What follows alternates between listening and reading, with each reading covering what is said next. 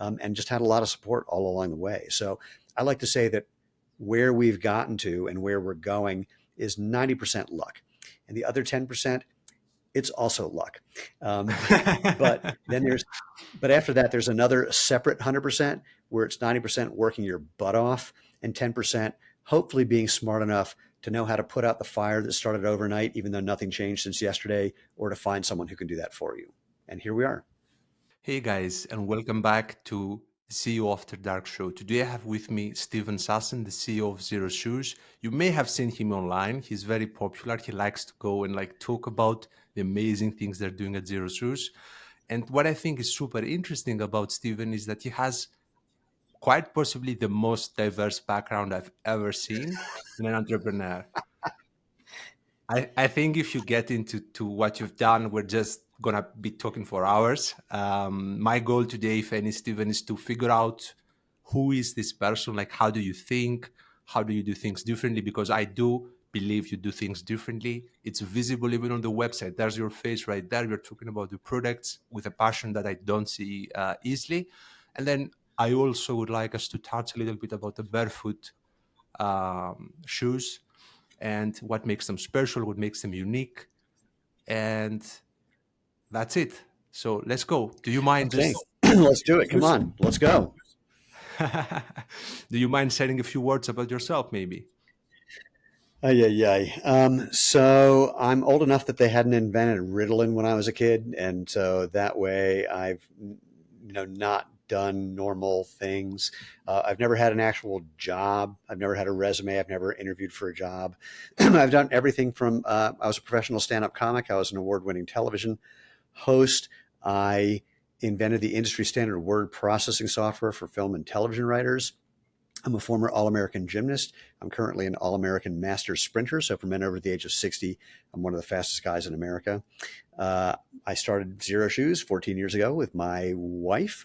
We co-founded this on the floor of a corner of a spare bedroom, and now we're over 100 people, and we're internationally known, omni-channel business selling amazingly comfortable footwear all around the world. And I've left out probably a dozen things in the middle of that.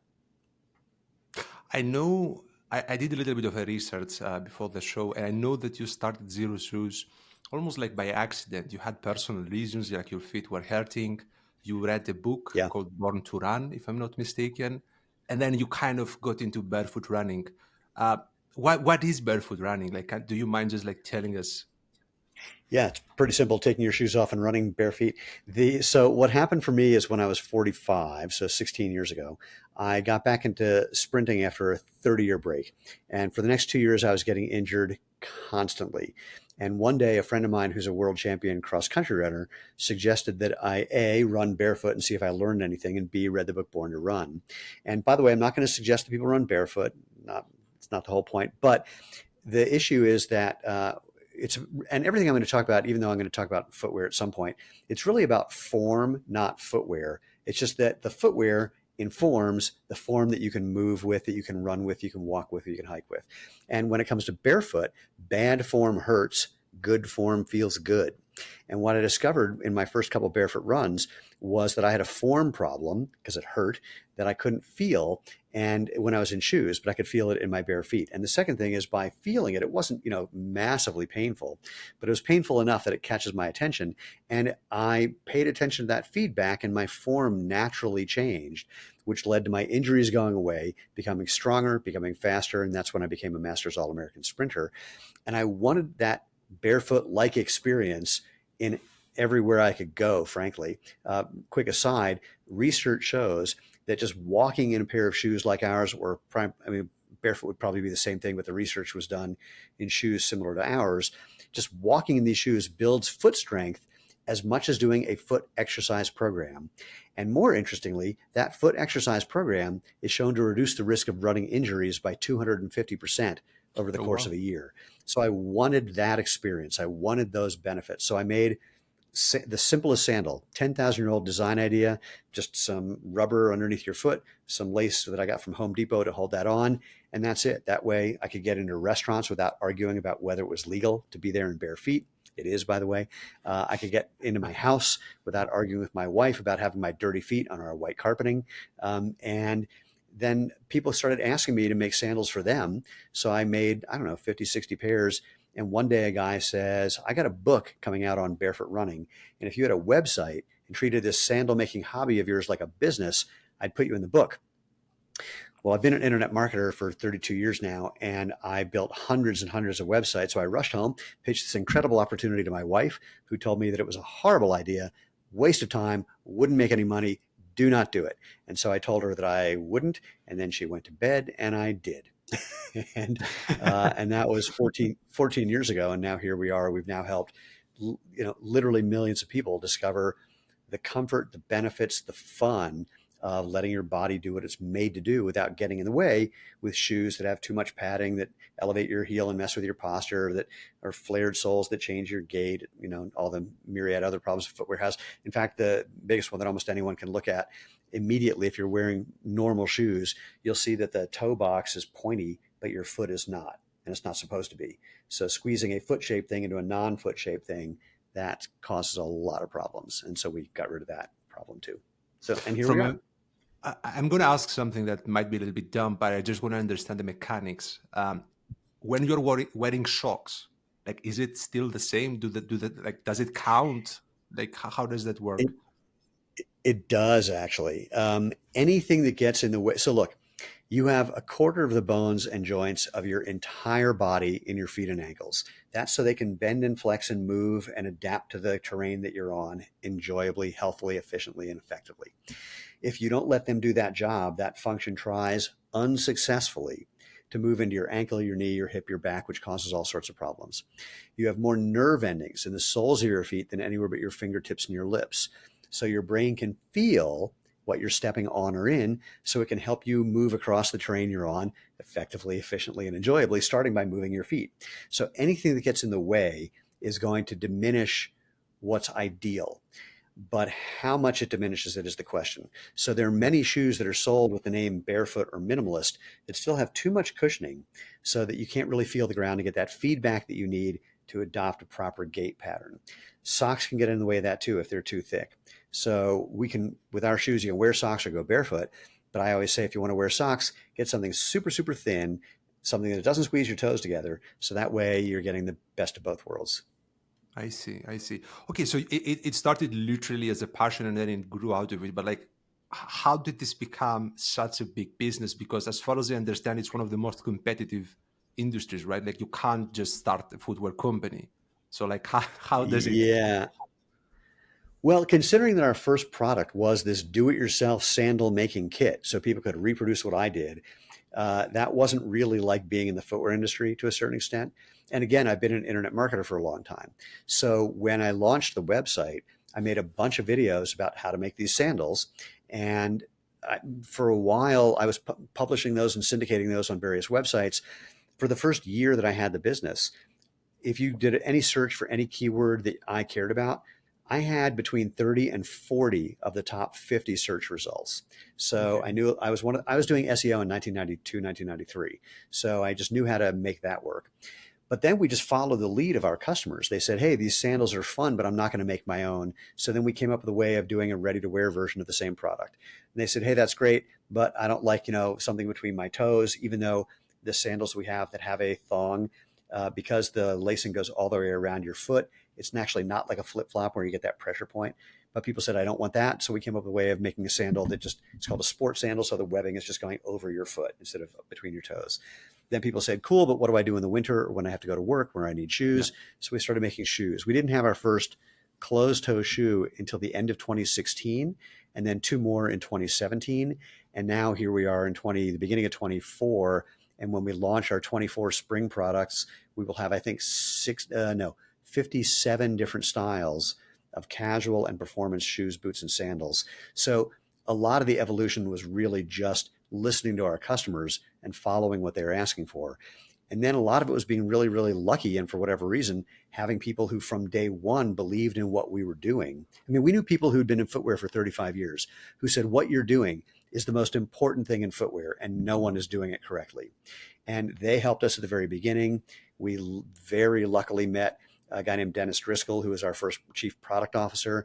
We very luckily met a lot of other people, and just had a lot of support all along the way. So I like to say that where we've gotten to and where we're going is 90% luck. And the other 10%, it's also luck. But then but after that, there's another separate 100% where it's 90% working your butt off and 10% hopefully being smart enough to know how to put out the fire that started overnight, even though nothing changed since yesterday, or to find someone who can do that for you. And here we are. What stage were you when you went to Shark Tank? I think it was when it was just build your own sandals. We were tiny. Yeah, we just had our do-it-yourself sandal kit at that time. So we taped that show in July of 2012. So the company had been around for 2 years and 8, 9 months or something like that. And then it aired in January and then June of 2013. And so, yeah, that was just our do-it-yourself sandal kit. And that really changed our lives, because just preparing to be on the show made us really reconsider what we were doing and why we were doing it. And the biggest why was that from day one, we were hearing people saying, these things changed my life. I'm not making medical claims, but I will report people saying, my various issues, aches, and whatevers went away once I got out of shoes that were squeezing my toes, that elevated my heel and changed my posture, that didn't let me feel, that were messing with my gait. And so it's a rare opportunity in business when you are really literally changing people's lives, and not just because, one out of 1,000 people read your ebook and figured out how to, make a few more dollars. This is affecting people, everything from just the comfort people have when they're doing whatever they're doing, to people saying, I'm doing activities I've never been able to do before, or I haven't been able to do in years, where our customers range from 5-year-old kids to literally 108-year-old grandmothers, from professional athletes to people who just, their version of athletics is playing video games. I mean, literally every kind of Even person we Olympic touch. athletes, I think, right? We have a Even bunch of Olympic, Olympians. We have a bunch of professional athletes in various sports. which is crazy. And well, the athletes actually makes more sense than everybody else. They're always looking for an edge. And what we're doing is making people have more strength, better balance, better agility, better mobility. That's an edge. So we're hearing in the NFL, and for football players, for basketball players, for some soccer players, tennis players, hockey players, I mean, almost every sport we can think of, people saying, this is making me better because my feet are stronger, I'm more responsive, and that gives me an edge. And so I that believe really you. makes sense. It just sounds crazy to me how, like, let's say the regular shoes companies, like, what are they doing, right? Like, why don't they do something similar that actually helps the feet? Like, you're talking about an Well, advantage. Like, why don't they have an advantage? Well, there are a couple reasons.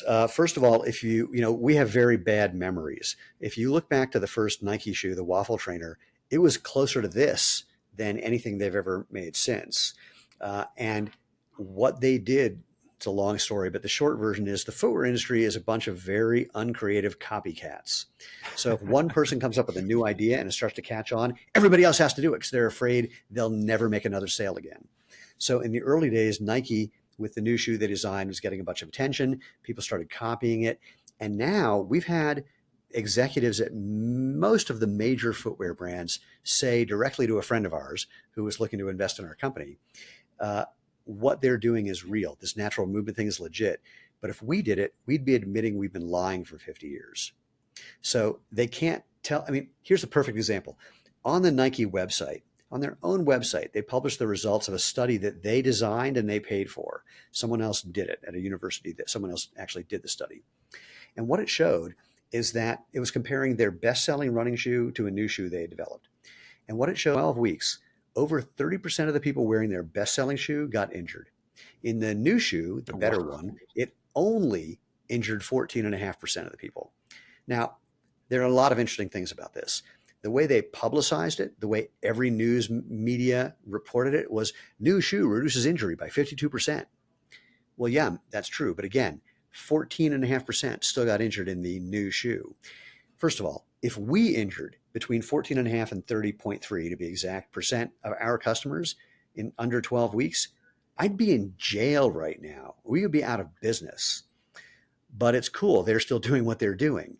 And if you ask what they do to make that other shoe better, they made it more like ours. They said they, quote, got rid of many of the protective features, which raises the question, well, if it's so much better, why are you still selling that other one?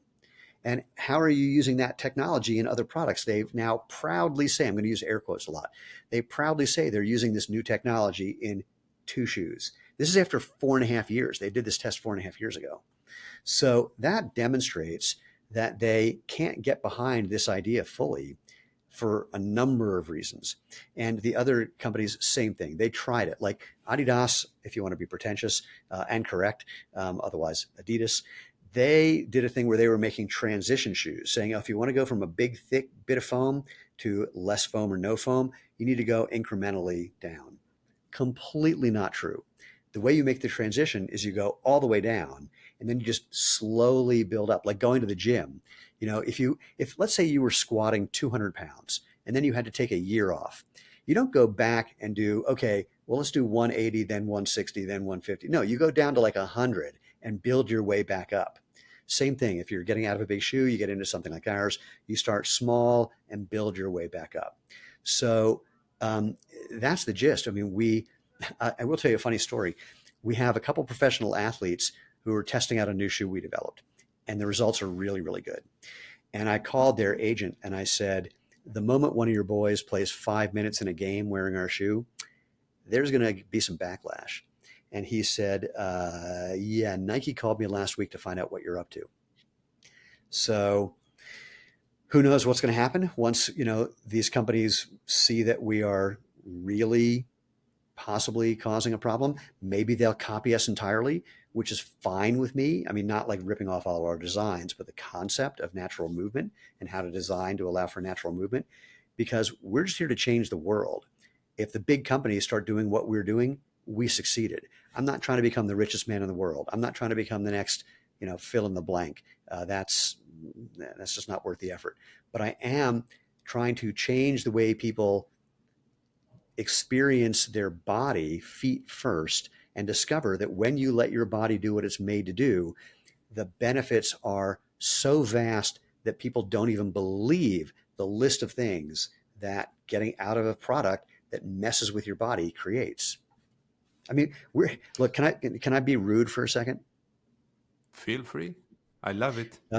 We're just trying to fix the things that big shoe companies fucked up for the last 50 years. I see. I want to understand a little bit more the mechanics of how it works. Like my logic says that by removing the protective layers, if you will, you are exposing the feet to more stress, which correspondingly makes it stronger, like kind of like muscles work, right? Like, am I correct in? Yeah, well, that's it. I mean, look, if I asked you to stand on a platform that's 4 inches high and then step off of it, when you land, you'll land on the ball of your foot with your foot kind of pointed a little bit, and you'll absorb a lot of the force starting in your foot, which an arch, whether it's a high arch or low arch, doesn't matter, is designed to be really stable and strong if you use it properly. So again, once you get used to this, but even for anybody, step off this little 4-inch platform, you'll land on the ball of your foot and you will bend your ankles, your knees, and your hips. That's what you're supposed to do. Ironically, Yep. when you have a bunch of foam under your foot, when you land, you tend to land with your leg relatively straight and a little bit out in front of you. And what's happening is all that force is bypassing your muscles, ligaments, and tendons that are designed to be shock absorbers and springs. And it's just going straight into your joints. And whichever one is the weakest is the one that's going to suffer. So yes, if you just switch, what happens is you build up strength where you used to have it until you started wearing things that immobilize your foot. Think of it this way. If you put your arm in a cast, it doesn't magically come out stronger. It comes out weaker because you're Yeah, not using the exactly. muscles and tendons and ligaments around it. Your feet have over 100 muscles, ligaments, and tendons. If you put them in a shoe that doesn't let your feet bend and move, they get weaker, just like your arm in a cast. And there's research to back that up. Katrina Protopopoulos, she took healthy end athletes, put them in shoes with arch support, and within 12 weeks, they had lost up to 17% of the mass and size and strength of the muscles in their feet. And that was just in 12 weeks. Imagine what that does over 10 years, 20 years, 30 years. I see. I see. Does it take like some? I assume it takes some sort of adaptation period to kind of get used to it, right? Like initially, if you haven't done it before, at least. Yeah, like learning anything new, or even look, let's take it out of learning something new. If you've been wearing whatever particular shoe from any company, and you've been wearing it for a couple of years and it looks like it's kind of worn out, and you get that exact same shoe, there's an adaptation period because the way you've worn out the shoe has changed your biomechanics. Then you put on the same shoe and you have to get used to that again. So similar thing. There's a research physical therapist named Jay DeSherry who says that all of the changes to your musculature will typically happen within 8 to 12 weeks. So, but getting used to, I mean, depends on what you're doing too. If you're just walking or standing, much, much faster than if you're learning to run with this whole new gait pattern.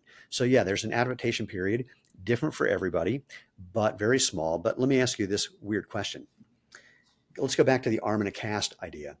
Your arm comes out of the cast. You have two choices: get a sling and never use it again, or spend some time building up that strength again until you can use it for the rest of your life. Which is the better idea? Yeah, Clearly, and I know exactly what you mean because like as it happens right now, I have back pain doing mm, physiotherapy, and like it's the exact same concept. Like you need to train the muscles, you need to kind of learn to use them yeah, again. So I get exactly what you mean. yeah. If it takes you 6 months to get your body used to doing things the way it was meant to do, and you can suddenly walk or run or hike or play with your kids or work out or do things that you haven't been able to do for years or ever, and now you can do them better. How is that not an investment worthy of your time when all you're doing all your time is just switching your footwear? You're not having to even, you don't have to go to the gym. You don't need to learn how to play guitar. You just have to switch your footwear and then just slowly build up. Just like if you're going back to the gym after a while, you reduce the weights, you build up slowly until you're doing better than you were before. What I really like about you, I mean, I don't know you very well, but from the little we've spoken and from what I've seen online, is that you are like literally front and center. You like to put yourself out there. You go to you go to podcasts, you do Q&As, you have videos of yourself, and like my feeling is that this plays a huge role in the brand's perception, that people actually trust the brand more. And ultimately promote the products also. Like there's a business sense Sure. to it. Like, has this been your experience? Well, let's be clear. There are some people who think I have my head completely up my butt because they believe things they've been told for the last 50 years, or they don't like the way I look, or they think that I'm saying things in a way that isn't the right way. I mean, I get it. I am who I am. So I do it because it needs to be done. I mean, the fact that the big shoe companies know that their products cause problems, I think that's unacceptable. And someone's got to call them out on it. And for whatever reason, I seem to be not the guy because there's now more and more of them since I started this 14 years ago. But I'm definitely one of the guys. And if it builds trust, great. It just seems to be, it is something I enjoy, finding a new way to say something to help people go, oh, and just be curious. That's really all I'm going for, is just to make people, if you have believed something for your whole life, I can't just tell you you're wrong.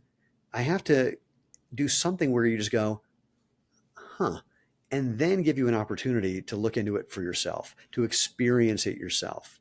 That's really the best we can do. So, for example, I'll ask people questions like, I'll hold up a normal looking shoe like the one I've got and say, is this the shape of your foot? With the toe box that's all pointy. And they say, no. And I go, well, what problems would it create if you tried to shove a foot shaped thing into a non foot shaped thing that squeezed it all together? And then they tell me all their problems. And that makes them kind of go, oh, wait a minute. Why am I buying a shoe that's doing these things? I never thought about that because there wasn't an option until very recently. Or I ask them even an even simpler question: is weaker better than stronger? And everyone goes, no. How do you make yourself weaker? Don't use that part of your body. Cool. What happens when you have a shoe, like a normal shoe, that's so stiff it doesn't let your foot bend? Oh. So, little questions can get people to be, again, curious enough to take a look at things they never thought to question because there was never a reason to, because there was never an option. There was never a real opportunity.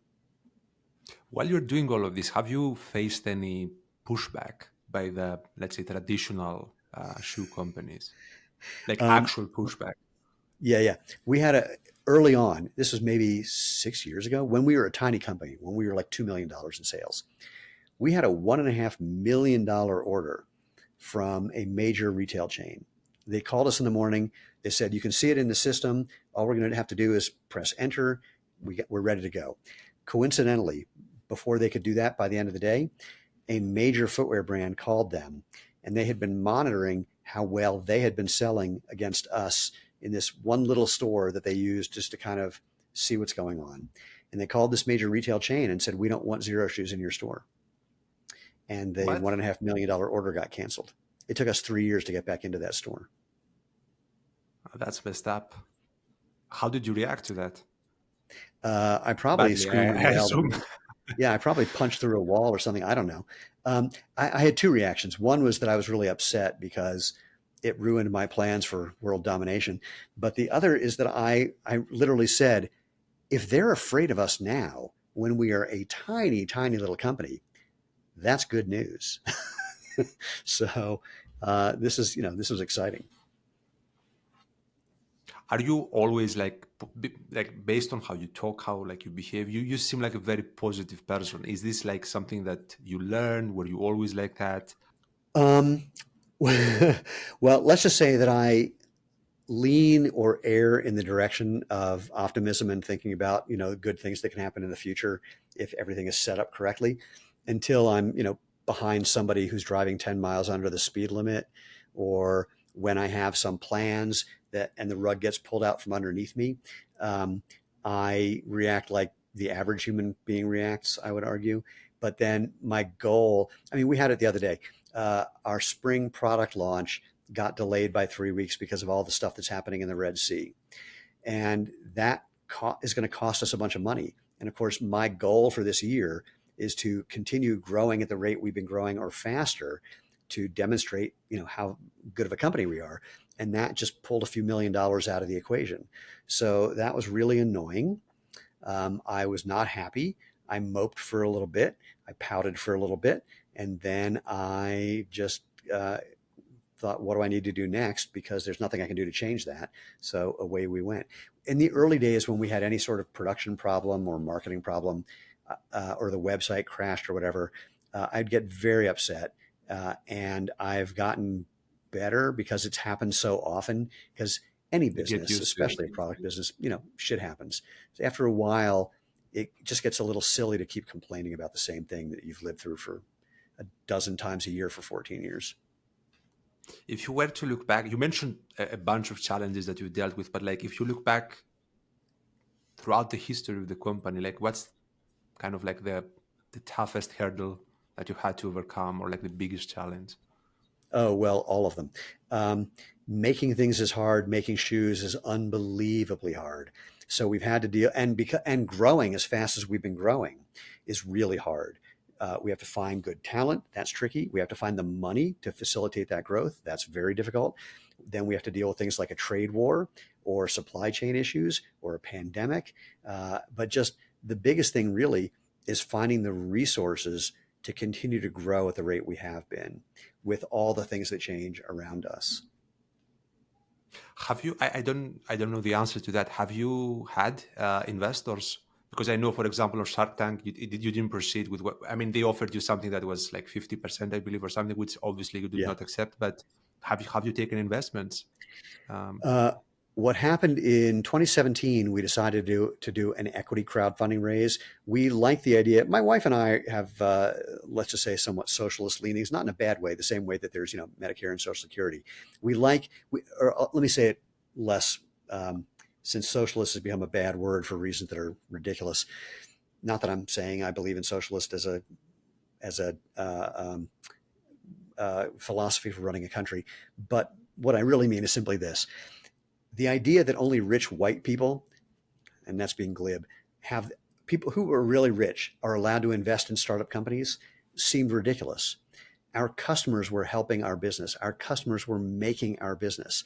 Equity crowdfunding allows our customers, our friends, our family, people who are not rich, who are not, quote, accredited investors, it allows them to invest in something that they believe in. And so we saw this as not only a great opportunity to thank our customers and our friends and family who wanted to be for helping us, but give them the ability to invest and hopefully profit in the process of doing that. So we did an equity crowdfunding raise in 2017 that raised a little over $1 million, and that was really fun. And then in 2020, the end of 2020, because of the trade war and the pandemic and supply chain issues, we took an investment in a minority position by a private equity company. And that's, other than that, we've had, early on, actually, we met someone who ran what's referred to as a family office, just a family with a bunch of money and all of their investments. And we met him socially, and we met the people from the family socially, and they believed in what we were doing. And we had a line of credit from them. We did get an SBA loan. That the initial SBA loan, actually, we might have gotten two at some point. So we've had some mostly debt financing until the equity crowdfunding rating on our private equity partner. Do you have any plans to move outside of footwear? Plans is the interesting word. We are getting requests for things like clothing, and there are other things where the principle of natural movement, of getting out of the way but giving you something functional to let your body work optimally. There are other domains where that applies, but we don't have the bandwidth to handle that right now. And we've seen a lot of footwear companies get hurt when they try to do that, because the competition for apparel, for example, is even crazier than the competition for footwear. It's very hard to have something that's truly unique for more than a couple of days. And managing the inventory for apparel is even harder than it is for footwear. So we've seen companies almost destroy themselves by going into other products too quickly. Have you had, I'm just curious because I know it's something that happens when a product like sells well, it's innovative, etc. Have you had people like literally copying what you do, like from China, for example? I know they do this quite a lot. Yeah. It started early on, even with our do-it-yourself sandal kit. I'll never forget, another company came up doing a do-it-yourself sandal kit, and the way their origin story was, we were looking for something like this, but we couldn't find anything, so we made our own thing. It's like, it was a total ripoff of ours. Totally fine. We saw that with, we've heard from other companies. I won't mention it by name. There's a very successful company that got acquired for a huge amount of money a couple of years ago. And we met their employee number one, who said, "Oh yeah, we got all of our ideas from looking at you." But then the kicker was, on Amazon a few months ago, was a complete ripoff. I mean, like, total ripoff of one of our best-selling products. And the best thing about it was that the comments were all, "Oh, these guys ripped off Xero Shoes, and it's not as good. It doesn't fit. It falls apart. It's horrible. Yeah, it's half the price, but it doesn't work." So the footwear industry is full of copycats. And if we're getting them now at the size we are now, again, it's kind of a good sign that we're onto something, because no one rips you off if they don't think they can make money doing it. Where do you see like the industry as a whole heading? Do you think it's going to move towards this direction, some other direction? Like, what's next for shoes, I guess? Oh boy. If I could give you a real answer for that, I would just go buy a lottery ticket and nobody would ever see me after Saturday. But the simplest thing I can say is, at a trade show recently, actually, I'll say a couple things. If you do a search on Google Trends and do a worldwide search, you can do America as well, United States also. But if you do both of them, you'll see that in 2009, 2010, around the time Born to Run came out. And by the way, the guy who wrote Born to Run, Chris McDougall, stayed completely agnostic, would not mention, let alone endorse or promote, any product or brand until we sent him some of our shoes a couple of years ago. And in advance of him writing Born to Run 2 with his running his running coach, there we go, and friend Eric Orton, we sent them shoes. And now they are partners of ours because they believe in what we're doing so much and they love our shoes so much. But anyway, 2009, 2010, big boom in the whole barefoot thing. And then it faded. And what you're seeing in the last 4 years or so is this organic growth. We're at an all-time high of interest for things like barefoot shoes. wide toe box shoes, zero drop, basically flat shoes, and a couple of other things that are what we do. So that's one thing that's really optimism inducing. We moved into Europe a couple of years ago, and the growth of our European business is amazing. They in 2 years they got to where it took us, I think, 10 years. So really, really impressive growth over there, where they didn't have the idea that barefoot and natural movement was bad for you. Europeans just have a longer history of hiking and walking and looking for footwear that lets your body work properly. So that's been really exciting. The other interesting thing is at a trade show in December for companies who sell shoes to running specialty stores, every shoe was giant, thick, super padded shoes.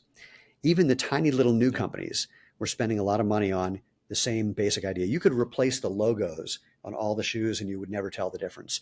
There was another thing of what I call single-use shoes. Literally, you can wear this for one race and then it'll be shot. $400 to $500. Crazy. There's all research coming out lately about how these big, thick shoes and what they're sometimes calling super shoes are only good for a very small percentage of people, basically elite athletes. For everyone else, they cause problems.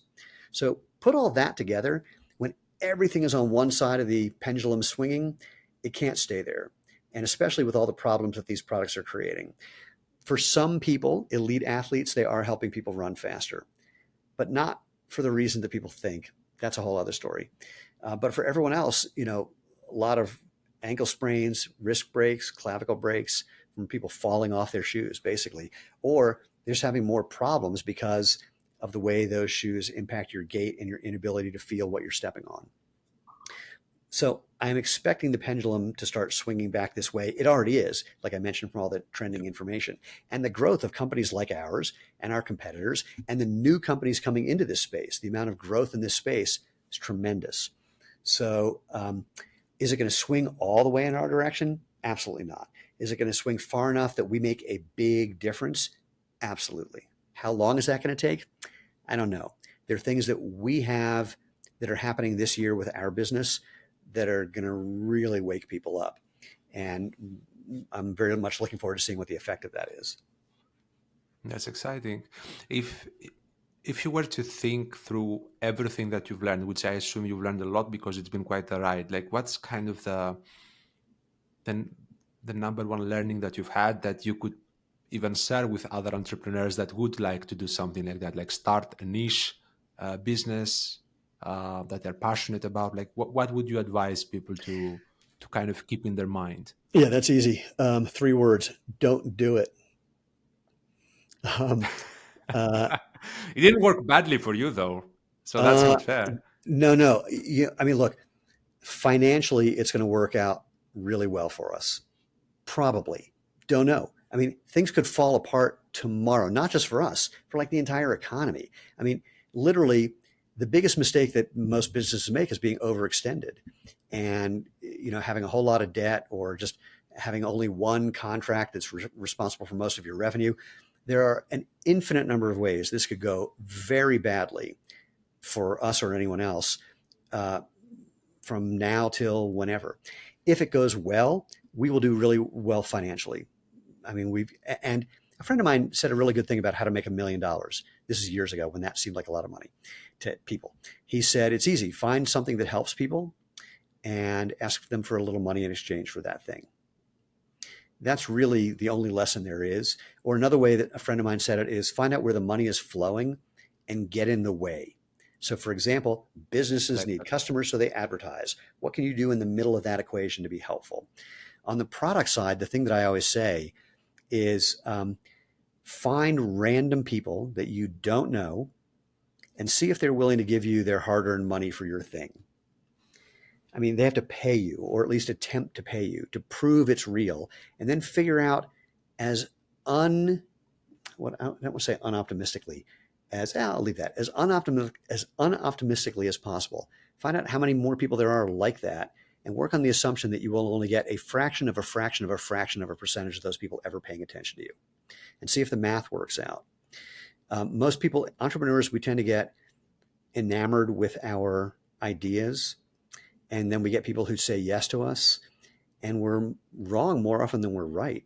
I mean, the thing I say is, get a government job with a pension, because that one, at least, when you're 55 to 65, you know what your life is going to look like afterwards. And if my saying that gives you any pause, get a government job with a pension. Because if you're a real entrepreneur, there's really nothing I can do to talk you out of your statistically stupid idea. I mean, the number of dumb ideas that I had over the years, probably higher than most, I'm sure. And the biggest problem is if you had a previous success, you're often going to think it was because of you. And then the next idea you have is going to feel just like that one that did well. And you're going to go, ooh, I'm all in again. And that could lose you all your money. One of the saddest moments I had as an entrepreneur is a guy who's in the footwear industry who came up to me at a trade show. He had cashed out years ago for a large sum of money. Then he started a new product. It was a horrible idea.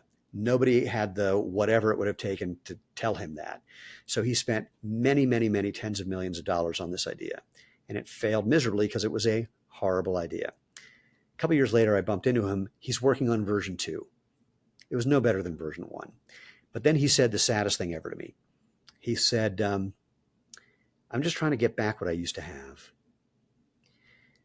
I didn't know him well enough to say that ship has sailed. That was a once in a lifetime, once in a generation, once in a history of the world moment. It won't happen again. Get a better hobby, find a better girlfriend, do whatever you need to do to drop that idea that you can go back in time and recreate that completely irreproducible experience. And I call it irreproducible because since then, no one has ever done that reliably. So as humans, we love to look for, here's what we think will make us happy.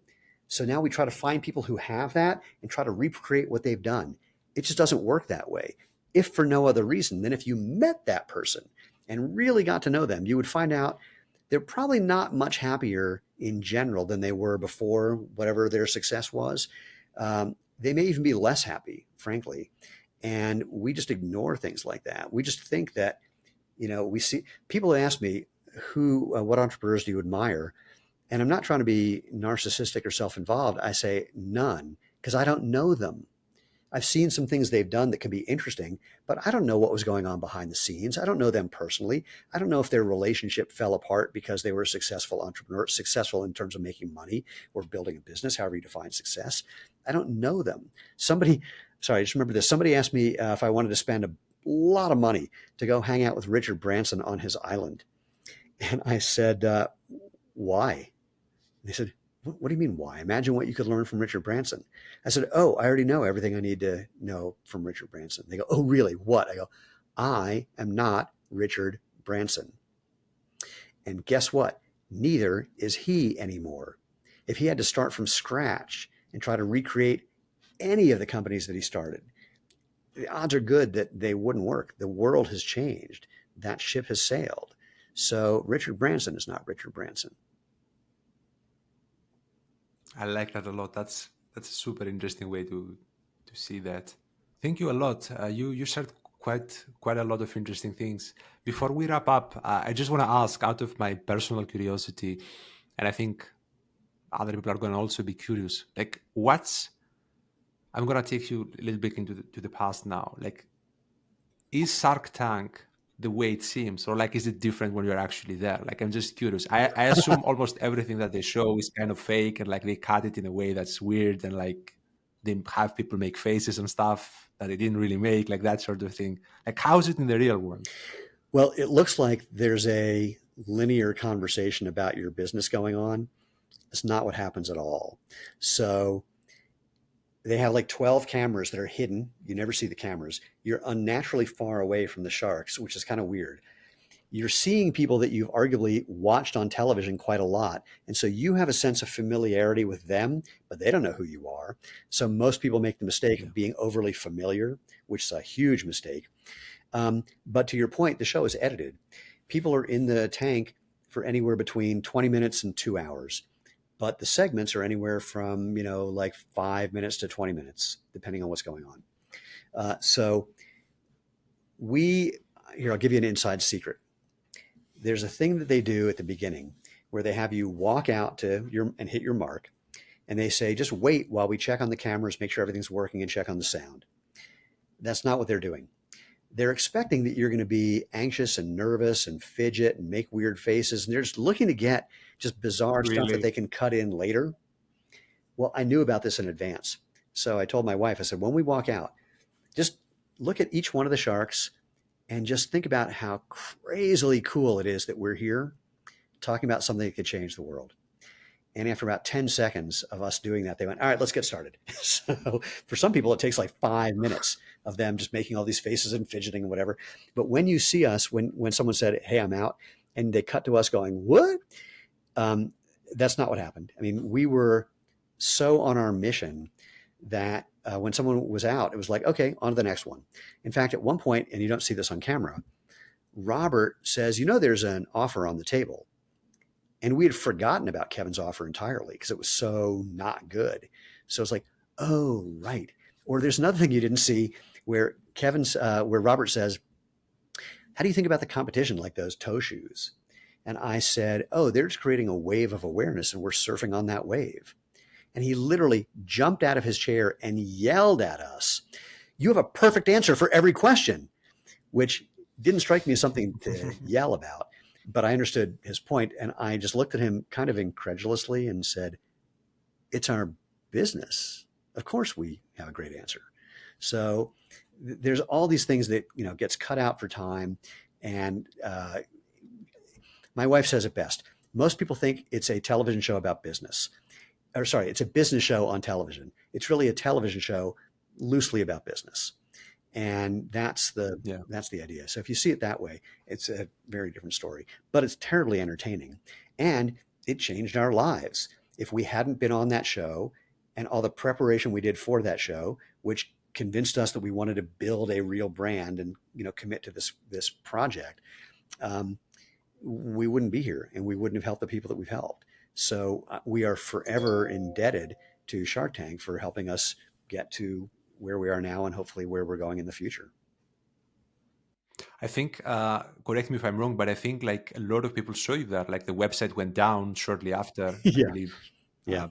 because a lot of people started going to the website. Yeah. Way back when, and this is again 10 years ago, we had over 270,000 people on our website at one time. And our website was not designed to handle that. It is now, but it wasn't then. And in fact, when we re-aired, we were prepared. We thought we had fixed everything we needed to fix, but just in case, we were ready to swap out our entire website for one page that said, we're getting overwhelmed by Shark Tank. Give us your email address. We'll let you know when things calm down. And we had to do that. So, you do the best you can, and then reality happens. Thank you so much for taking the time, Stephen. It was a really, really nice chat. My pleasure. Thank you.